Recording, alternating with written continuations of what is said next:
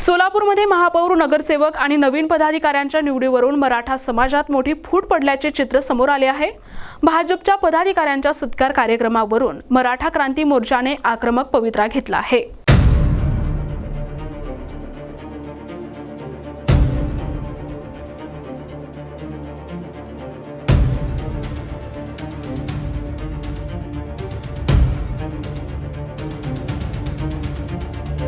पालकमंत्री जयकुमार गोरे यांच्या हस्ते भाजपमधील मराठा समाजाच्या नवीन नगरसेवक आणि पदाधिकाऱ्यांचा सत्कार होणार असल्यामुळे मराठा क्रांती मोर्चाकडून याला तीव्र विरोध केला जातोय। सोलापूरमधील 4 पुतळा परिसरात आंदोलकांनी माऊली पवार यांच्या प्रतिकात्मक प्रतिमेला जोडे मारून आपला निषेध नोंदवला। पालकमंत्री जयकुमार गोरे यांनी महापौर पद आणि जिल्हा परिषद अध्यक्ष पदावरून मराठा समाजावर अन्याय केल्याची भावना मराठा क्रांती मोर्चाकडून व्यक्त करण्यात आली आहे।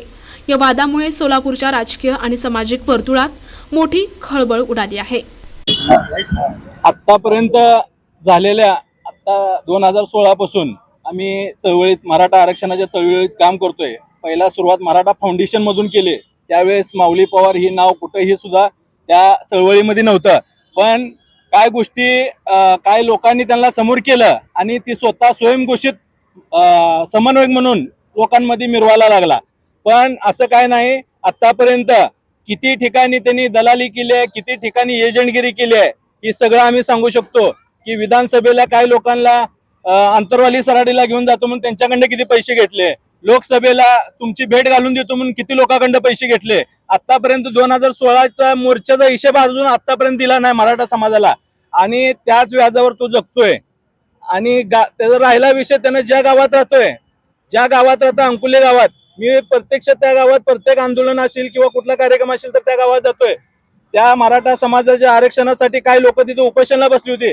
मीडियाला फोन करून सांगितलं की त्या बातम्या तुम्ही लावू नका। ही कुठली पद्धत आहे? ही मराठा समन्वयक असतो का?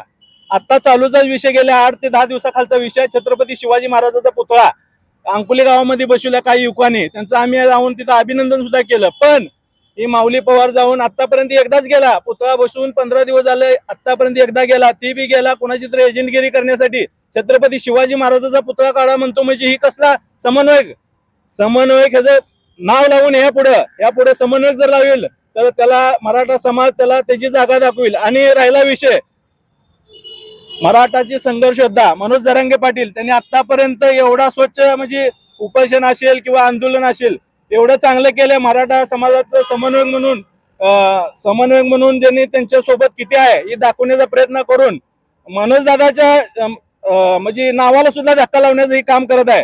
त्याला एवढीच विनंती करतो की मराठा समाजाचं नाव यापुढे वापरू नको। तुला काय तुझं दुकान चालवत आहे ती वैयक्तिक तुझ्या माऊली पवार नावावर चालव।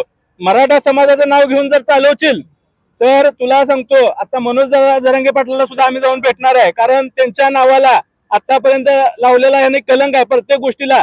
मनोज दादा जरांगे पाटील आले की काही ठराविक लोकांनाच बोलवायचं, मी त्यांच्या सोबत आहे असं सांगायचं, पण ती चालू देणार नाही। मनोज जरांगे पाटलाच्या नावाला कुठलाही डाग लागता कामा नये, यासाठी माऊली पवार तू मनोज जरांगे पाटलाचा आणि मराठा समाजाचं यापुढे नाव वापरू नको एवढं तुला विनंती करतो। आता चालूला तर तुम्हाला विनंती करतोय, पण यापुढे तुम्हाला मराठा समाज तुमची जागा दाखवल्याशिवाय थांबणार नाही।